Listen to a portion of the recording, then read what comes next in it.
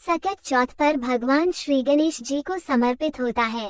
इस दिन गणेश जी को ध्यान करें, सुबह स्नान करें, पूजा किया जाता है।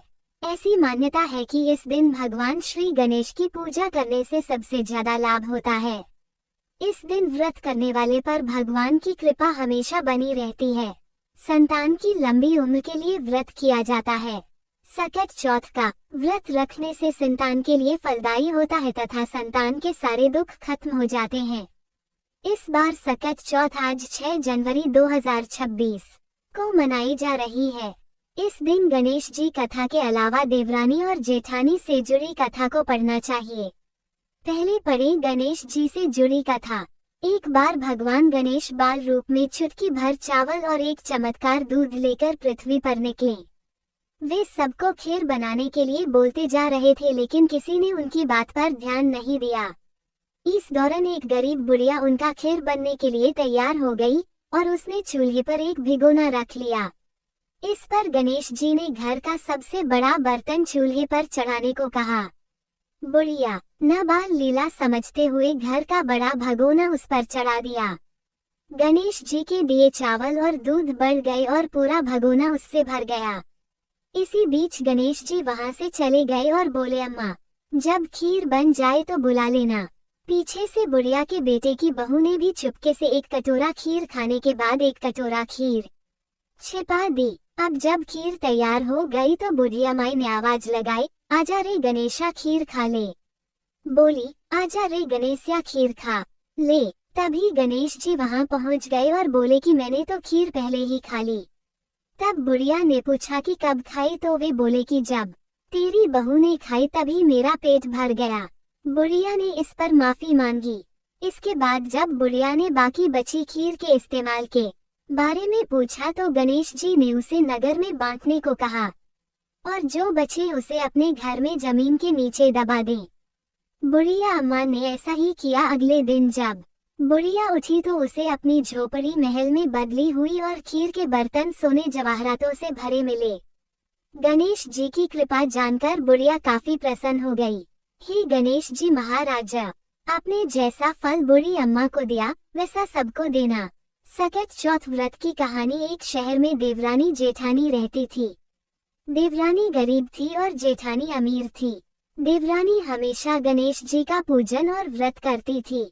वह जेठानी के घर पर काम करती थी और जो कुछ बचता था वो घर लेकर जाती थी। देवरानी का पति जंगल से लकड़ी काट कर बेचता था। माघ महीने में सकट चौथ गणेश जी का व्रत आया। देवरानी ने रखा। उसके पास पैसे नहीं थे, इसलिए उसने तिल व गुड़ लाकर तिलकुट्टा बनाया। पूजा करके सकट चौथ की कथा सुनी और जेठानी के यहाँ काम करने चली गई। सोचा शाम को चंद्रमा को अर्घ्य देकर जेठानी के यहाँ से लाया खाना और तिलकुट्टा खाएगी। शाम को जब जेठानी के घर खाना बनाने लगी तो उसके व्रत होने के कारण सभी ने खाना खाने से मना कर दिया। अब देवरानी ने जेठानी से बोला, आप मुझे खाना दे दो जिससे मैं घर ले जाऊं। इस पर जेठानी ने मना कर दिया और कहा कि किसी ने भी अभी तक खाना नहीं खाया, तुम्हें कैसे दे दूं? तुम सवेरे ही बचा हुआ ले जाना। देवरानी उदास मन से घर चली आई। वहां पर पति बच्चे सब खाने का इंतजार कर रहे थे। आस लगाए बैठे थे कि आज कुछ पकवान खाने को मिलेगा, लेकिन जब बच्चों को पता चला कि आज तो रोटी भी नहीं मिलेगी तो बच्चे रोने लगे। उसका पति भी बहुत क्रोधित हुआ और कहने लगा, दिन भर काम करने के बाद भी वह 2 रोटियां नहीं ला सकती। वह रोने लगी। गणेश जी को याद कर रोते रोते पानी पीकर सो गई। उस दिन सकट माता उसके घर आई। बुढ़िया माता का रूप धरकर देवरानी के सपने में आई और कहने लगी कि जाग रही हैं क्या? वह बोली कि कुछ सो रहे हैं, कुछ जाग रहे हैं। बुढ़िया बोली, भूख लगी है, खाने के लिए कुछ दे। देवरानी बोली कि क्या दूं, मेरे घर में तो अन्न नहीं है, जेठानी के यहाँ से बचा कुछ भी नहीं मिला। पूजा का बचा हुआ तिलकुटा रखा है, वही खा लो। सकट माता ने तिलकुट खाया और उसके बाद कहने लगी, शौच लगी है। कहाँ निमटे? देवरानी बोली, यह खाली झोपड़ी है, आप कहीं भी जा सकती हो, जहाँ इच्छा हो वहाँ निमट लो।